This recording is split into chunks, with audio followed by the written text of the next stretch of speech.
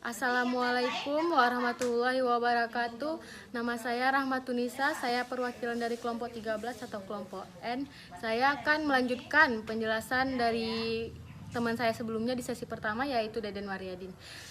Salah satu bagian tersulit menjadi pendiri startup adalah memutuskan bagaimana membagi ekuitas. Membagi ekuitas mungkin kontroversial, tetapi itulah yang harus dilakukan setiap perusahaan atau pendiri ekuitas atau pendiri perusahaan startup. Ekuitas yang mengacu pada kompensasi non-tunai yang mewakili sebagian kepemilikan dalam sebuah perusahaan. Ekuitas biasanya dibagi diantaranya yaitu pendiri awal, pendukung keuangan, dan terkadang karyawan yang bergabung dalam startup pada tahap awal. Membagi kepemilikan perusahaan di antara tim co-founding adalah salah satu hal tersulit bagi banyak startup. Faktanya, banyak perusahaan baru tidak dapat bertahan dari proses beberapa tim segera bubar dan beberapa kemudian dapat timbul kebencian yang membara dari suatu anggota perusahaan tersebut. Bagaimana ekuitas dibagi? Banyak pendiri startup dapat terjebak dalam detail tanpa platform organisasi yang solid untuk mengolah semua data ekuitas mereka. Pertimbangkah untuk menggunakan alat manajemen tabel batas otomatis, kalkulator ekuitas. Kalkulator ekuitas yaitu mempertimbangkan bagian faktor, yaitu dalam ide waktu yang dihasilkan dari proyek lain, estimasi gaji per bulan. Maka timbullah pertanyaan, yaitu apakah ekuitas sama dengan saham? Jawabannya yaitu tidak. Saham adalah bentuk ekuitas perusahaan, tetapi ekuitas terdiri lebih dari sekedar saham. Ekuitas perusahaan termasuk opsi, saham, obligasi, modal disetor, laba ditahan, dan lain-lainnya. Sebagai dasar, kami sarankan Anda melihat apa yang Anda yakini akan terjadi menjadi nilai masa depan dari ekuitas yang Anda berikan. Dengan imbalan penyerahan gaji. Saat Anda memulai ekuitas, nilai uang tunai adalah sangat tinggi. Jika Anda hanya memikirkan titik waktu itu, Anda mungkin menghargai uang tunai terlalu tinggi.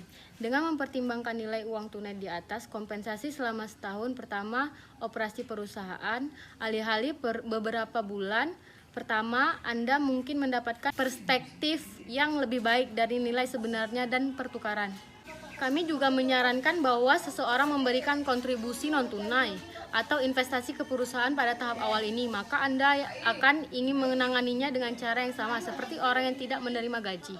Anda memiliki masalah yang sama di sini, yaitu bagaimana menilai saham. Kami sarankan untuk duduk dan memikirkan apa yang dipikirkan adil. Aturan dasar yang sama dari sebelumnya akan berlaku. Apapun jalan yang Anda pilih, pastikan investasi penerimaan adalah percakapan terpisah dari ekuitas. Orang itu menerima peran mereka sebagai pendiri dan menanganinya dengan cara berbeda cara dengan parameter nilai yang jelas untuk uang tunai yang sedang diinvestasikan.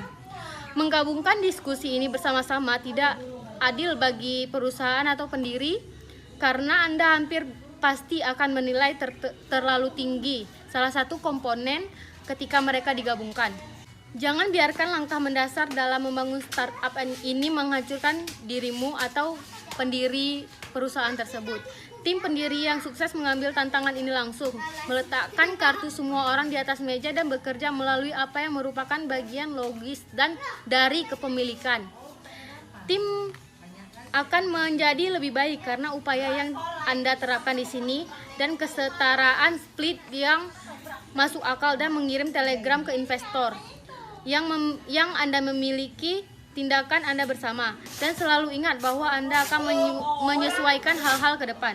Setidaknya sampai batas tertentu, beberapa pendiri sangat takut dengan proses ini sehingga mereka menolak bahwa co-founder mereka dapat menghindari diskusi ini.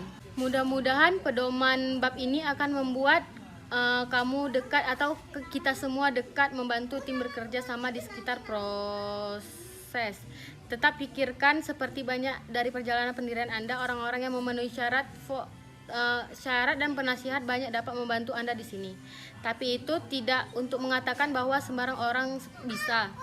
Seperti yang sudah dibahas di bab sebelumnya, dalam buku ini menemukan mentor yang tepat dengan yang berlaku pengalaman tidak hanya praktis membantu, tidak juga emosional besar mendukung juga.